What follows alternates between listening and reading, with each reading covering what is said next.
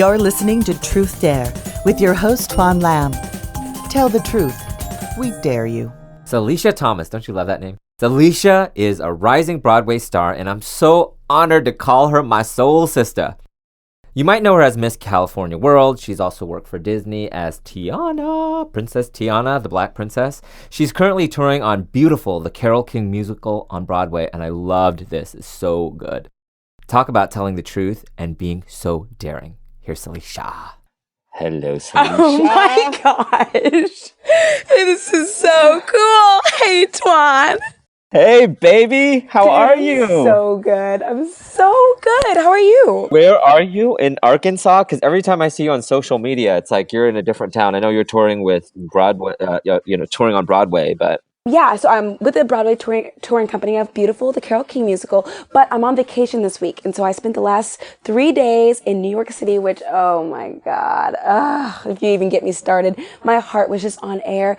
And then this morning I woke up in the middle of Arkansas in like the smallest town in Arkansas. Today's my grandma's birthday. Oh, that's why you're there. Yes. How old is she? 85. Oh my God. Is this your mom's mom or your dad's mom? This is my dad's mom, and she's so full of life and so hilarious. So she's like you. You know, your personality is like, it's so infectious. It's like full of life, honey. And I love you so much because I call you my dreamer friend because we can dream together. I love that. So what was Salisha's childhood like? Were you always like dancing and singing? Like when I was a kid, I was just overly involved in every little thing. I'm like, I'm not really sure what I like, what I'm good at. I just want to do everything and I want to meet everybody. I was always that kid in school that like everybody knew.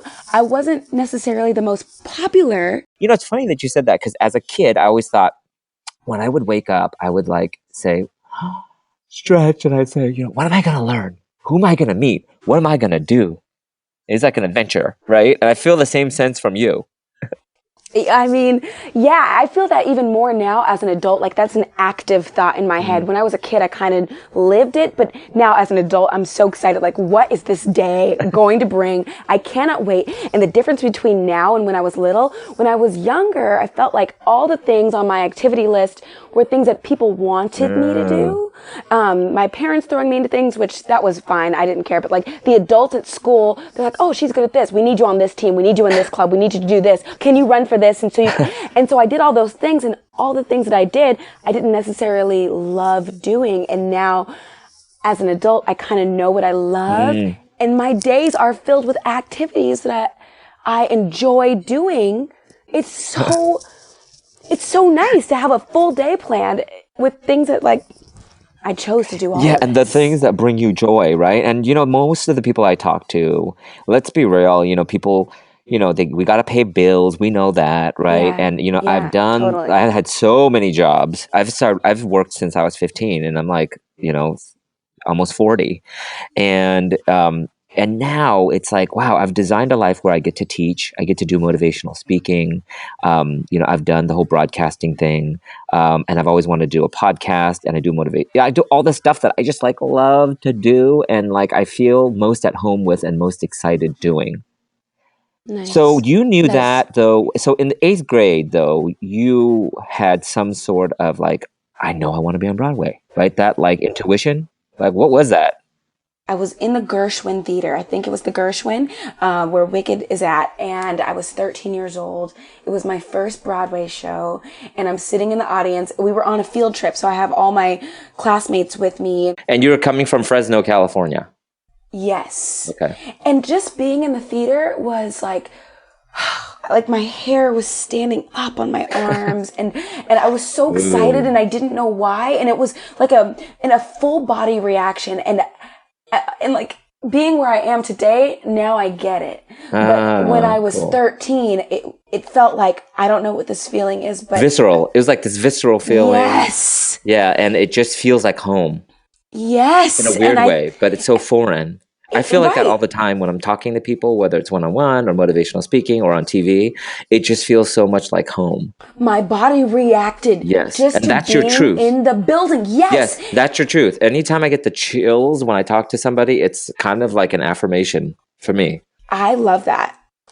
Yeah, and I agree with you. And that's how it felt in that moment. I'm sitting in the theater, the overture starts, and it just kind of overtook me. I was so excited, more excited than any of my friends, and the show began, and it was such a great show. It was, and that's really like, what is the word I'm thinking of? Like, I'm like not even explaining it fully. Outer body. I mean, there were no words to explain it. You're just feeling it. Exactly. And so, but here was the moment that I realized, like, this is what I'm going to do that. It was when Elphaba was on stage. I think she was singing Defying Gravity, and she was on stage by herself. And this is the Wicked. Yes, the Green Witch. Yeah, the Green Witch. Okay. Who, like, to the outer, like the Dorothy perspective is the Wicked Witch, but once you see Wicked, it's like, she's not wicked. Yeah, exactly. She's like the good guy. Compassion. Yeah, crazy. Yes. She's on stage, she's singing her big solo, and she sounds phenomenal. And then right at the climax of the song, her voice just gave out. Oh my God. Like, did it just give out? Like she couldn't sing anymore, or did it just crack? And then she kept singing. It was a crack, but it wasn't just a crack. It wasn't just I think she might have messed up. It was, holy cow, what just happened? I can't even believe that is happening on Broadway right in front of my eyes. It was the biggest mess up I'd ever heard that up until that point. And all my friends started laughing because we're immature 8th graders. But that was the moment that I realized, this is what I want to do for the rest of my life. Why? Why was that? Because I had no idea they became real. That the people on stage were human. Oh, wow. I thought that Broadway stars or movie stars was, they don't pee and poo. They were perfect. Yeah, that they don't pee and poo. Yeah. And they're not people. Yeah. that they're not real people, that I don't know that wasn't attainable or achievable. And I realized that in that moment, she's just like me. Here's the Twan takeaway. So what I love most about what Salisha is saying, the underlying message here is what you love matters. And so many times we don't think we matter, but when you follow that, that is what God is telling you why you are here. So follow that excitement, that greatest excitement. It will never misguide you. And now, back to the conversation.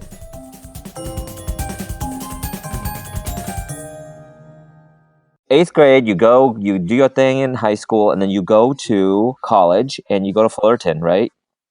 Yeah, Cal State Fullerton. And then you study theater there. I went there to get my BFA in theater, in musical theater. And this is kind of a crazy story. First of all, auditioning for college, I was so bad. I had no idea what I was doing. I didn't go to a performing arts high school. I'm glad you admit that. And so, I mean, I'm serious. Wow, so did you do plays in high school? I did. But it's just kind of like, I just the whole high school thing. had no technique. I didn't know what was actually right, what was wrong. We kind of just went on stage and put on a play. Got it. And auditioning for schools, I only knew a couple songs. One was Mulan, Reflection. That was my favorite song, and that's what I auditioned for all these colleges for. And I couldn't get in anywhere. I would be thinking, oh yeah, I nailed it. Like, I didn't know anything. And so Cal State Fullerton was a school where you have to get into the school. Then once you get into the school, all the freshmen are on the same playing field, and then at the end of freshman year, they cut you down to 40. And then the next semester, they cut your class down to 20 people. And then right before junior year, they cut you down to 10 students. And those 10 students are the ones getting their BFA. Everyone else has to find a new major. Wow, I didn't know it was that crazy. And so while you're a freshman, before they cut it down to 40, you're learning so much. And one of the best things that a senior told me was, hey, just so you know, you don't know anything. And at the time, it seemed a little harsh, but she said, don't go into any of your classes, don't go into any rehearsals thinking that you know anything, because you don't know anything. And it was such a intimidating moment, but at the same time, it was so humbling, and it helped me out in the long run to be able to go into my classes thinking, please teach me everything because I don't know anything. Yeah. Yeah. Because a lot of, young people I teach too, they're like, oh, my don't stink. And I'm like, if I poo, my shit stinks. Let's be real. I I've mean, told my it's students that real. before. And yeah. So it's humbling Yeah, and for sure. that was a complete attitude shift, which helped me to take in a whole lot more information. First, I got into the program, and I also hated it, so I switched my major. And it was a great program, but it wasn't for me. It wasn't for me. And so... Wow. Why? Well, at the time, I'm not really sure they knew exactly what to do with Black students. I'm sure they figured it out by now, but at the time, the material that I was learning, it was for white ingenue, and that's not me. I'm the sassy Black girl. Like, I wanted material that I could learn and I could go out those doors and get work with today. And also the energy of my classmates, it was not good. Everyone on an individual basis was such a good person, but us as a group was so poisonous, and it wasn't an environment where I could trust or be vulnerable. And I just had to get out because it was lowering my personal frequency, and I was unhappy. So I switched to get my BA in theater, and I was able to graduate early. And I also realized you can do a lot with a BA, more than you can with a Bachelor of Fine Arts, a BFA. When I was in college, I thought I knew a lot. And looking back, I'm like, well, I knew more than some of the other kids because I just was paying attention more and whatnot, but I still didn't know a lot. So how does one get into this program? It's like winning a lottery, right? But you have to have talent. And then you're like, oh, hell no. That was the scariest thing. That was the first time, and I told you the rest of this, but we can talk about it soon. That was the first time I listened to that little voice. That little voice that later told me to quit my job and move to New York. This was the first time I heard it. It was Christmas break, and I was thinking, I'm so unhappy. What am I going to do? Like, I've got to do something. And that little voice said, you can always switch your major.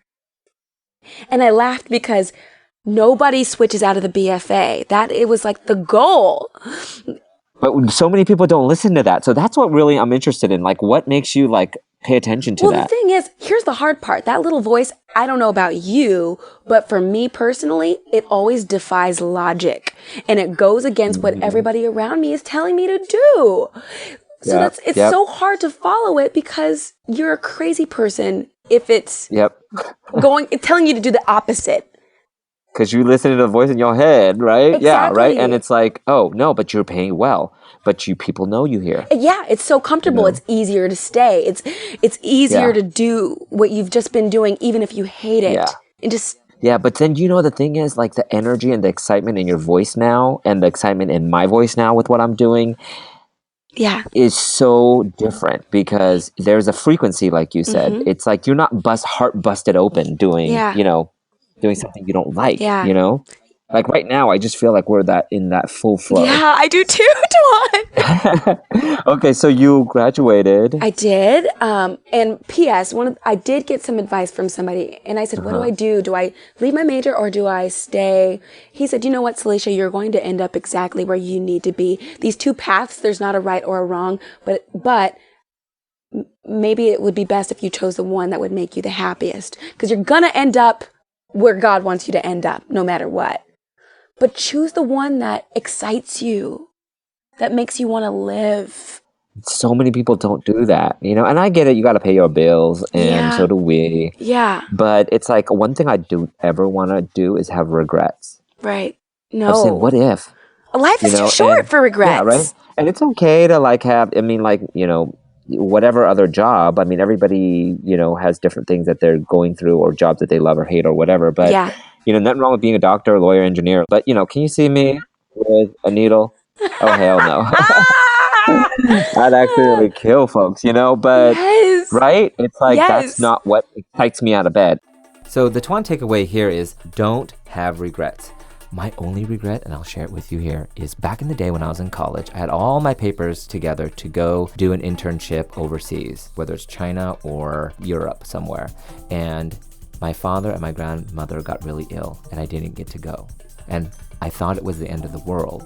But really, that was God or something telling me to stay there, make these connections that will lead you to your future jobs and internships. And as one of my spiritual mentors, Michael Pritchard, who's a comedian, says, when you hold on, you get dragged. So if you have regrets, let them go. And now, back to the conversation. Getting ready for this, I don't know if you saw my Instagram, but like I said, I woke up at 3:00 in the morning, excited to talk to you. Oh my gosh. And so I wrote down more, I was just doing some more research on you and questions. And I I already love talking researched to you a long time you. ago. I know, I love talking to you too. It's just like, it's funny because we're friends. Yeah, we are and friends. Quick friends, because we friends only at met first sight. Yeah, like we met at the CBS station here. We were both being interviewed for the local CBS station here in San Francisco. And me talking about my Go Inspire Go, website where I inspire people to be heroes by watching stories of heroes. And then you were doing the Carole King Musical here in San Francisco. And we just connected, right? Like right away. Yeah. And you gave me your "Who's business this card. thing?" No, I'm just kidding. Yeah, no, I'm like, you gave me your business card and my spirit said, make sure you follow up with him. I hardly follow up with anybody. I get so many business cards So do every time, I. right? It's like my Right? pockets are overflowing. But my spirit said, follow up with Tuan. Yeah. And I'm so glad that I did because we're friends before we even realized we were. I know. It's crazy. And it's just, there's people that you meet that you just feel like soul siblings. Yes! And that's, you and I have talked about personal, professional, spiritual stuff that, a lot of people don't even crack when they're older. So I just so appreciate this like friendship that kind of God has given us and that it just connected the dots, and it's going back to that being in tune, right? And because so many people in life don't take that leap, or they take this leap and it's the wrong leap because it really wasn't aligned with who they are. And I really believe in like the power of synchronicity, right? And so you, for example, in 8th grade was like, you know what? I can be on Broadway. I know I will, right? And there's so many people that say they want to be on Broadway. So many people say they want to be TV news reporters or actors or singers. And, let me be real. I cannot sing. I love me some Adele and Mariah Carey, and I pretend that I'm singing and pretend that I have the voice. All I want for Christmas. Yes. Okay. Anyway, I was just singing that in the bathroom today. It's okay. You sound just as good as Mariah really now. good in the shower. But anyway, but I know that that's not aligned with who I truly am. And I think there's a synchronicity that happened because I've told people your story just to inspire them to take the leap. And the thing is, it really happens if what you're doing is in alignment with who you really are. The universe shows up and it's really outside of your own power. Yeah. Right? Yeah. And so, okay, so you graduate, you get your degree. Yes. And because I was able to graduate early, there was a job that I was able to accept, which got me my equity card, which meant that I would be a professional actor.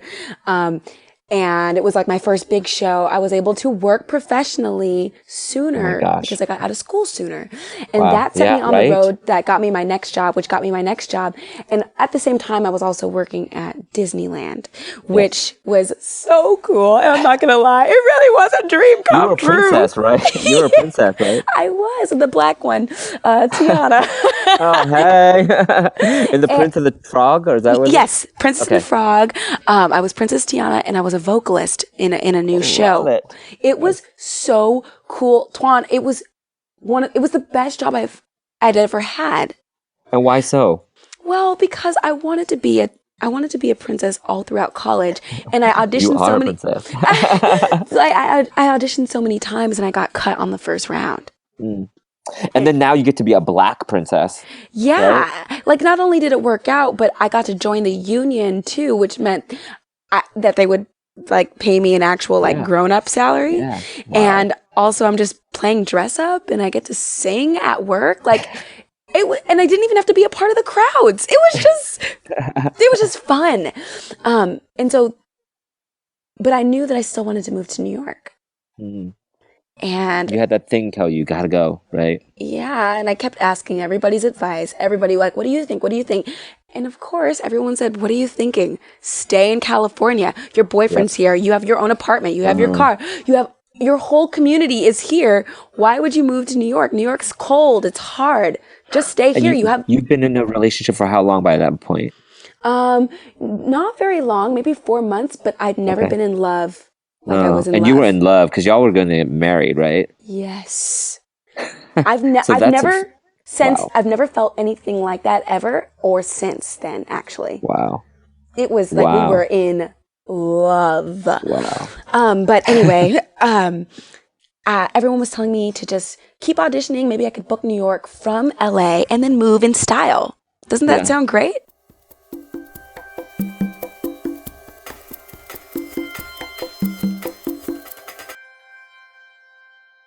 So what made you think and take that action of like, no, I'm going to go? Okay, you want to hear it? I was in the car on the 405. I was going to go see Todrick Hall's show because he was in LA at the time. And I only was going to go because Chester, like they're friends. He's one of my friends. He's like, please come. I would do anything for Chester. And so I got on the freeway. I was sitting in traffic for 2 hours. I'd gone 5 miles. Yeah, it's good. You know what they call the 405, right? You go 4 or 5 miles is what I heard. I have not heard that. Yeah, for sure. And I like slammed my hands down and I started screaming in the car and I said, what am I doing? I might have even started crying in the middle of the freeway. I'm like, what am I doing? I hate this. I hate it here. Why am I still here? And it dawned on me, Salisha, you've been saving for a wedding. For how long? You have plenty of money because at that time my boyfriend had left me. Ooh. So guess what? There ain't gonna be no wedding. Cha-ching! Like all, and not even money cha-ching, but I'm talking about the like cha-ching of the opportunity of your life, right? And so that wedding fund became an opportunity fund. Ooh. It was there. Available. I love the way you see things. I mean, like the thing is, so many people are going through challenges, personal, professional, spiritual, and they think, oh, it's the end of them, or they quit. But you know what? It's the people that really keep pushing and really say, you know, like the mind frame. It's not what happens; it's how you react to them. Yeah, man. And so that's what's happened here. So I love that you said it became an opportunity fund. Yeah. And I thought at this point, I've got my equity card, which you kind of needed in New York. You can get by without it, but you really do need it. It really does help. I had my equity card. I had a buttload of money just sitting in my account. And I had the heart and the will and the drive to go. And at that point, I realized, Salisha, you don't have to ask your parents for permission. Yeah. Ooh. You have the funds to just go. And you're grown up now. You have your own permission. Yeah. And so many of us don't give ourselves our own permission to go or to do. Right. To be. We're the ones holding ourselves back. Okay, a lot of times, yeah. Because it's not anybody your parents else. will come through eventually. And if not, then you know what? When you're on Broadway. Then hello. You'll be like, hey. Yeah. Okay, so then how soon after the 405 dramatic... that night, I had already decided, but I slept on it. I sleep on every big decision because sometimes I change my mind after the 24 hours. But I slept on it, and in the morning I said, yep, still want it. Went online, found a one-way ticket to New York for $149. Hallelujah. Booked it. Didn't tell a soul. Went to Disneyland, holding on to this secret of, I just booked a one-way ticket to New York. Love it. Why didn't you tell a soul? Were you scared? Because it was just a secret. I was going to go to New York for a month and not tell anybody where I was. Was it because you're afraid of failing? No, it was because I still was employed with Disney. And if they knew I was not even on the West Coast, I didn't want to get fired prematurely. You're like, oh, you're leaving. But there was so there was sort of a safety net because if you're afraid... Right, you're going and just testing it out for a month. Was that what happened? I guess so. I guess I did have that safety net, but it wasn't long before it was snatched away. Yeah, so it happened so quick. So when you go to New York, let's talk about the. You actually went to the Carole King Musical. Like, what was your first? What was that experience like going to New York? So I got to New York, and I thought on the first day I want to move here. And I said, anybody can do New York for a day, just stay a little bit longer. And I already had the month blocked off, but after a week, I decided, I'm doing this. I'm going to move here. And I said, no, Salisha, just be safe. Just anybody can do New York for a week. That's vacation. Mm-hmm. And then in the following week, one of my friends needed a hostess at her job, had me go in for interviews. Another one of my friends needed someone to take over her sublet for so-and-so months, starting a couple weeks later. A hostess, back up, a hostess for a restaurant. Restaurant, got it, okay.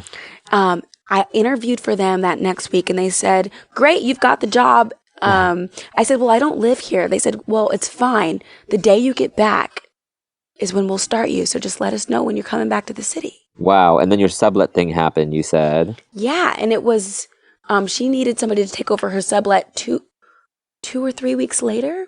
And so that lined up. And that's when and the deciding factor for me to move, because I was going to move the next year, it was a homeless man who talked to me when I was waiting for the A train to go to Brooklyn. He looked at me, Twan. He said, I don't know who you are, but you need to move here and you need to do it now. Oh my God, I got the chills. How did he know that you weren't there? Did you have your luggage? I mean, that you didn't live there? No, he didn't know. Oh my God. That's an angel. It was an actual angel. Wow. He said that my train chills. came and then we separated. I remember looking at him as the doors were closing like, who are you? Wow. This is like a movie.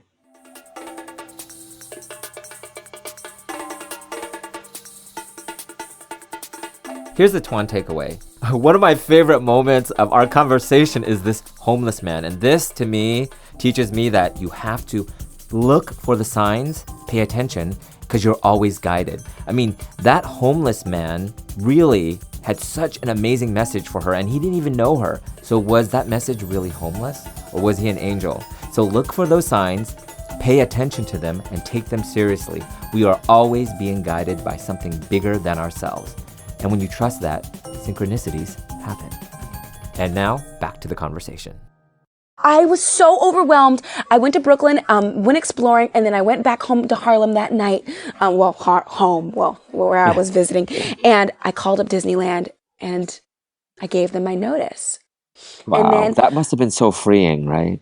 That was terrifying. I knew like, there had to be some fear and be real. Yeah. I was so scared. I called up Disney. They didn't even know I was in New York. Your knees are knocking. Yeah, I said, hey, sweaty. I'm in New York. They said, you are? I said, yes, I am, and I'm going to stay. They said, oh. Okay. When my last day was going to be, called up my old college friend and said, I'll take your sublet. I called up the restaurant and said, my moving date, I will be back November 8th. Was it? Or November 10th? Can't remember. It was like a week later, 2 weeks later. I booked a round trip ticket from New York to California, back to New York. So I went to California, got rid of everything that didn't fit in my two suitcases. My God. I tried to sell some things, which was great, but I ended up donating much to Goodwill and leaving even more by the dumpster. Came back to New York so quickly, within the next week and 3 days. Wow. And then that week, I saw Motown on Broadway, which my friend was in. And he took me backstage. It was so exciting. I was like, oh, this is the first Broadway show I've ever been backstage at. And he said, oh, yeah, these are our gondolas. This is where the wig changes are, and blah, blah, blah, blah, blah. This week I'm going in for Kinky Boots. I'm also going in for Beautiful. Hey, Salisha, you could be in that. And over here, this is where, blah, blah, blah, blah, like the costumes. And I just took, he said, Salisha, you could be in that. You should ask your agents about that today. Were you like, hey, wait? No. When we were done with the backstage tour, before I even got on the train to go back up to Harlem, I called up my agents. I said, hey, can you get me in for this? And they said, probably not, but we'll see what we can do. Oh, geez. Yeah. Okay. The next day, they emailed me all the music, all the sides, and they said, your audition is in 2 days. Don't mess this up. These are the same people that cast X, Y, and Z. And so I was like, you're like, oh crap, were you scared? Oh, freaking crap. Yes, I was scared, but I was excited. I'm like, this is my first audition in New York City. Like, yeah, I can't mess this up. So I got a ticket to see Beautiful so I could know at least what it was about before going in. I bought the cheapest ticket that I could afford, which was in the back of the balcony in the back row, all the way on the wall. And I sat there and I watched the show and I thought to myself, I can do that. I can do this. You can be the Shrell sister? Yeah. I can do this show. I can feel it. Wow. And that same voice that told you to move, told you that. Yes. And I went in for the audition the next day. I don't know why I didn't think there was going to be many black girls there. It was wall to wall black girls everywhere. They were gorgeous. Not only that, but they could sing circles around me. I'm thinking, what am I doing here? And then that same day, I started working at the restaurant, bussing tables. And when I got off work, I looked at my phone, and my phone was blown up. My agents were trying to get a hold of me to tell me that I got a final callback. Oh my God. What the heck was going on through your head? I'm thinking, no way. I haven't even unpacked yet. And there's a show called The Book of Mormon. And during college, I had been going in for that show for the lead for over 2 years. And I never got cast. And so for me to go into this one audition in New York City and then get a final call back that same day blew my mind. And that's when I started thinking back, oh my God, that homeless man was an angel, because if I didn't move right now, this would have completely passed me by. And I would have had no idea.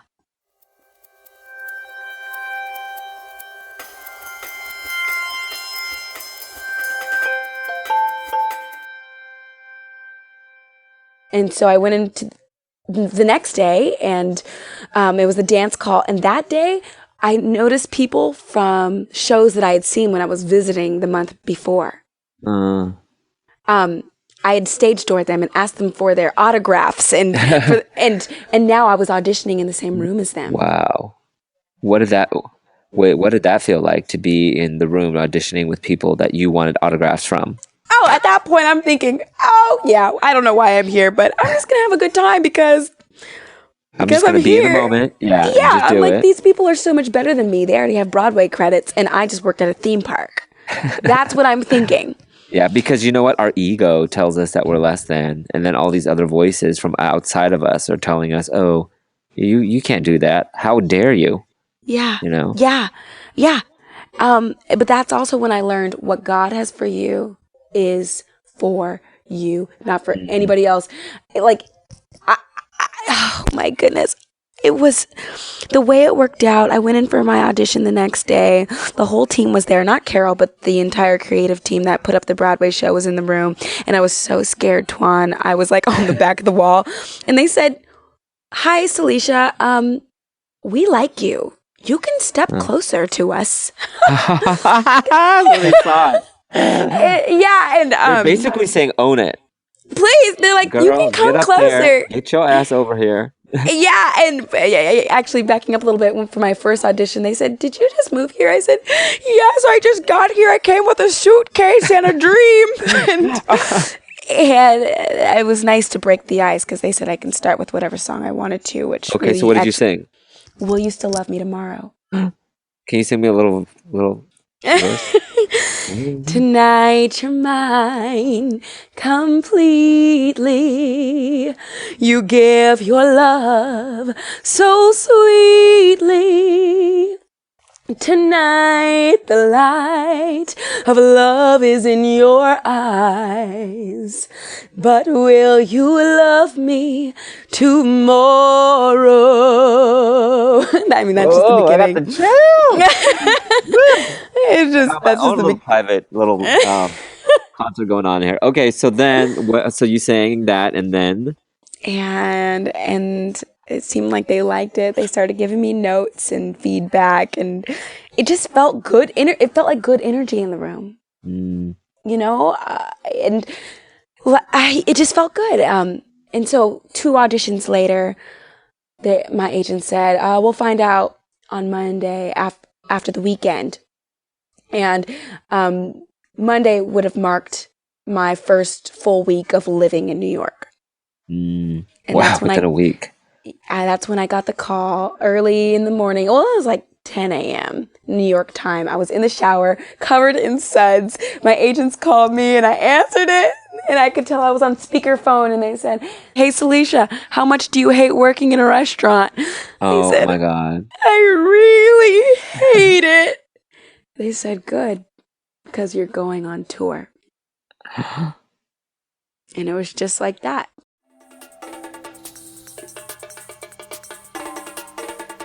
Here's the Twan takeaway. And if you're listening to this and ever feel like you are going through such a big challenge you want to give up, the message here, the takeaway is do not give up. You're so close to it. It's all yours. Think about it. Salisha leaves her job in LA. She has a job with Disney and then goes to New York and books the first audition ever. And many of you might be thinking, well, that's one in a bajillion. But you know what? Like I said, if you are called here to be a singer or to talk or to be a surgeon or whatever it is, and you keep on trying at it, and if it's fully aligned with who you authentically are, it will happen. As Salisha said, God has it for you. It's yours. Now own it. And now, back to the conversation. And again, synchronicity. You just saying a little bit for me, and it's just like, oh my God, like this is who you are, authentically, really you. And so it will happen if you take the leap and it's authentically you. It might not happen in a week. I mean, wow, that's crazy. But why do you think some people don't make it? You know what? Like you were talking about the leap. I really do feel like that is such a big part of it. And also, what did you say earlier about doing what you love and while it aligns with who you really are? Yeah. That is the biggest thing. If it's really what you're called to do, your spirit knows it. Absolutely. And there's the chills. Your body feels it. Your body will react. It's an overwhelming like, oh, I don't know what it is, but my soul knows something that I am not let in on yet. Yeah. Something that was so encouraging, my mom, getting my parents on board was kind of hard at first because I wanted to initially be a lawyer. Okay. Did they push you into doing that, or what were your parents like? No, what did mom and dad do? What did mom and dad do? My mom, they both just retired. My dad was a fireman for over 35 years, and my mom was a court reporter for 40 years. And so you wanted to follow in mama's footsteps? Well, I mean, she worked be a lawyer. Yeah, I loved it. But then my theater teacher said, "Do you really want to be a lawyer? Or do you want to act like a lawyer?" And I was sold. So like, no. Yeah, I want to act like a lawyer. But your parents weren't sold on it, on the idea of you wanting to do Broadway, right? Were they supportive? No, because they're like, at it's first? so hard. Yeah. And I told them I was moving to New York. They were terrified. I said, "Don't even worry about my rent. This is symbolic. I'm going to be a grown up. I'm going to do this. I'm going to do this on my own, and you don't have to foot the bill." They were like, "Okay, well, whatever. If you fail, you have a place to come back to." And it all just lined up. It was terrifying, but I'm like, what do I got to lose? I don't have a boyfriend or a kid or anything.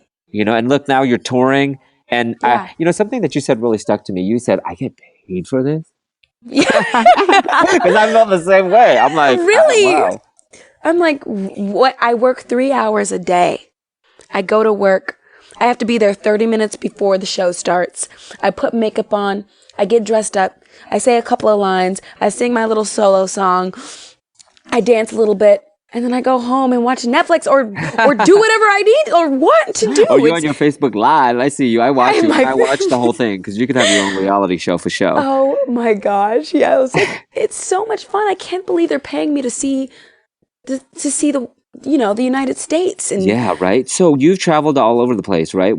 How many cities now? Oh, I actually, too many to count. I think I have to do the taxes for 20 states for this next. Whoa. Oh, God. So you're going to be touring the rest of 2017?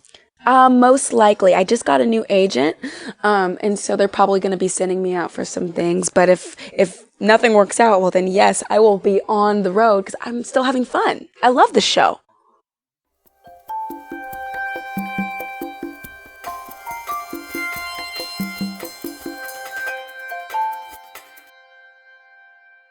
So tell me about Carole King. First time you met her, what is it like? Okay, the first time I met her, we were in Boston. It was at the beginning of our tour. They did not tell us she was coming. After the show, the stage managers were so serious. They said, everyone put your clothes back on, put your clothes on and come to the stage when you're done getting dressed. They were so serious. They're like, just come to the stage, come to the stage. And because it was so early in our tour, we thought, oh my God, we're getting fired. They're ending the show. So we all get on stage. Everybody is on stage, except the producers. They're not there, but everyone else is. And we're like, what is going on? And then a few minutes later, somebody announces, ladies and gentlemen, Carole King. And she comes out from stage right. And everybody lost their minds. Like all of us, we're in the cast, in the crew and everything. People started crying. Like, I thought that I would see her in the auditions. I thought that maybe she would show up to our rehearsals. I thought maybe she would show up for our opening night, for our first stop on the tour. We had not seen her, hadn't met her. And now, here she was, unannounced, right in front of me. And I was jumping up and down. I was so excited. I lost all of my cool. And she came right up to me and hugged me. And it wasn't until I saw the video of it afterwards that I realized I was standing right in front of Abby Mueller, which is our actor playing Carole King. And so she was trying to get to Abby, but I was standing in front of Abby jumping up and down. So she hugged me and she was trying to get to Abby, but it was so cool. And she was so down to earth. She told us that she sat in the back with a dark wig and sunglasses, and that nobody recognized her, and she loved it. And she told us, she didn't give us any criticism. She said, thank you for telling my story. And she told us a couple things, a couple stories, and she was just so down to earth and so humble and so real and little and cute, and it's just hard to not fall in love with her. It's hard to not fall in love with her if you see the show. It's hard to not fall in love with her if you talk to her.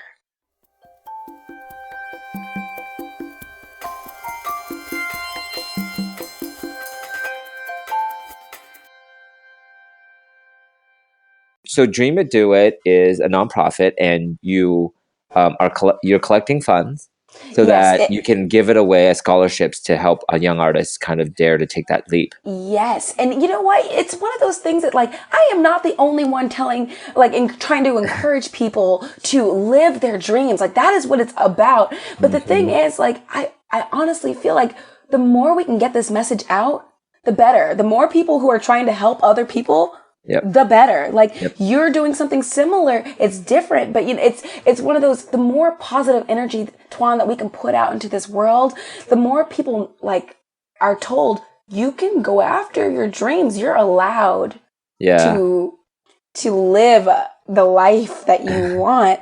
Sometimes people just need to hear that. Or what I love so much about the Dream It, Do It, from just a purely kind of human level, is that you're letting people know that you see them.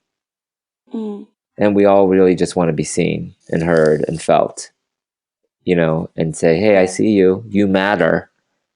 So I feel like that's really at the core of what you're trying to do. So how can people donate, and what's the process? Okay, so I actually am still in the process of getting it to be a 501c3. And so it is officially incorporated in the state of California, and I'm almost done with the paperwork, but it's still a process. It's a long process. If I get donations at this point... When I get donations? I'll have to give a retroactive tax ID so that they can write it off for their taxes. But they can mail it in and make the checks payable to Dream It, Do It Incorporated, because I just got my business account set up. I'm so happy. That's so awesome. I know, it's like, this is all just happening this year, and I'm just so excited that it's actually coming to fruition. And so, they can, if you have questions, like, the email to reach us is at ddorganization@gmail.com. Yeah. So what I'll do is, what I could do is put your dreamitdoit.com. Is it .org or .com? We're getting the website up right now, actually. Okay, but got it'll it. probably be .org. .org. Okay, so I'll put the website Dream It Do It on my website so that people could, drive Thank people you. to it. Yeah. Thank you. Yes, but I just love your story about, the beginning, the middle, where you're still kind of experiencing the middle, and there seems like no end in terms of like where, you're going to go. So what next for you if you could dream even a bigger dream? If I could dream even a bigger dream. Well, I just got a new agent, which they're one of the best agents in New York City. I'm so blessed that Yay, congrats. actually, I'm like, really? You want to sign me? That is so great. I'm hoping that they can get me into a show in New York. Mm-hmm. So you're just not traveling everywhere all the time. Yeah, I kind of would like a little break. I'm having so much fun. I'm not really ready to go just yet. Mm-hmm. But eventually I'd like to get back to the city. And I've never had a passion for this. This is something that has just been a recent, I'm kind of curious and interested about that. I'd like to get into television. Definitely. I could see you doing that for sure. I've never had a passion for it. I've never pursued it. But I'm kind of thinking, I think maybe that might be kind of fun. What's that about? I always say, be careful what you think, because your thoughts become your words. Be careful what you say, because it becomes real. Yes. So would it be a show like a sitcom? Would it be drama? I think it would be something like a sitcom, maybe one of those like original Netflix or Hulu series. I would love to book one of those, but really though, my passion is Broadway. So I really want to make sure that I can do that in New York City and live out that dream.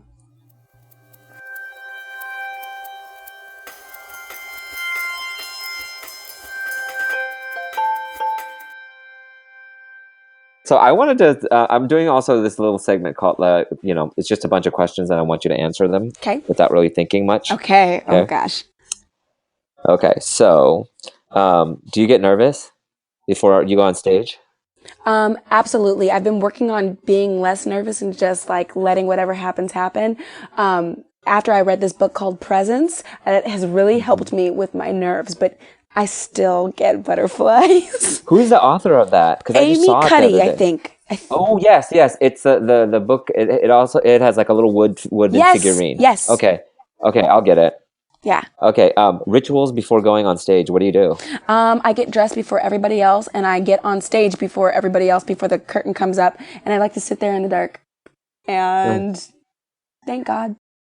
Favorite actress of all time, if you could just choose one to meet. Kerry Washington or Audra McDonald.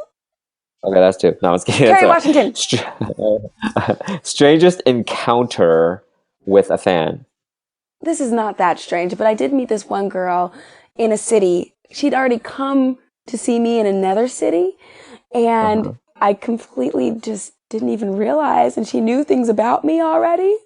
And she remembered that I was about to take a vacation to Mexico. And did that creep you out? And she was asking me about the details. And I don't know. It was one of those, everything that was public on my Facebook, she had seen it. And that was just a new thing for me. Like, she was a mega fan. how did you know about that? Yeah, that was interesting. She's like, yeah, I saw you taking a bubble bath yesterday. No, I'm just kidding. Bizarre talent. Okay, this is not appropriate. I can make my boobs go in these circle things. Wait, both ways or like all both? Well, it depends. Like, if you have your hand straight up, they'll go with like clockwise, and then if you put one hand down 90 degrees, then one will go like side to side, and the other one will go clockwise. Dang, girl, I knew you had control of your voice, but not your boobs. Next question. The craziest thing you've ever done? Kissed a man in an elevator. Nathan. That you didn't know? No, I didn't. Did you all hook up after or get to number or anything? Well, you know or no? what? He's like, you know how you and I are soul friends? I think he and I dated in another life. Or we were together. Our souls were so connected. It's the weirdest thing. We both felt it. And the next thing I knew, we were kissing in an elevator and then we went our separate ways. I mean, we're still friends today. Our lives are so different. We can't be together. But if they were not different, I think we would be together for life. I think. Is that crazy? Complete this sentence. When I follow my dreams, I feel like I'm unstoppable. telling my truth is ... It's all for God. Yeah. So thanks for sharing your story with us and allowing us to be a part of your story. Thank you, and Twan. inspiring me to just continue to dream it and inspire people to do it. So I love you. I love you too. Much. I love you too. Yes, I'm so excited for the adventures that lie ahead. I can't wait. I love you, Twan.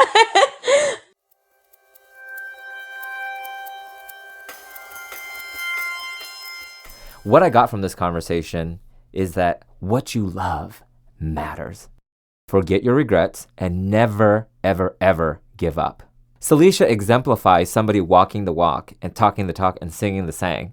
When you get it, though, give it away. This is when joy happens. And in the name of her organization, dream it, do it. Trust your truth. I dare you. And to find out more about Salisha Thomas, go to her website at Salisha Thomas, that's SalishaThomas.com. For those of you who know me know that I love me some flip-flops. This episode is sponsored in part by the most inspiring of them all, Moloko, soulful flip-flops that leave positive messages in the sand. Each pair you buy means a child in poverty gets a pair of shoes. Moloko, good for your soul. That's MOELOCO.com. And if you have kids in your life, you'll want to learn more about Community Heroes, a school-based program that grooms young philanthropists and the next generation of heroes. That's ComHeroes, ComHeroes.org. And one truth that connects us all is that we'll all be caregivers or cared for one day. The Wheel Life mobile app makes it easy to coordinate care for your family and friends, especially during health challenges and aging. That's www.theweallife.com.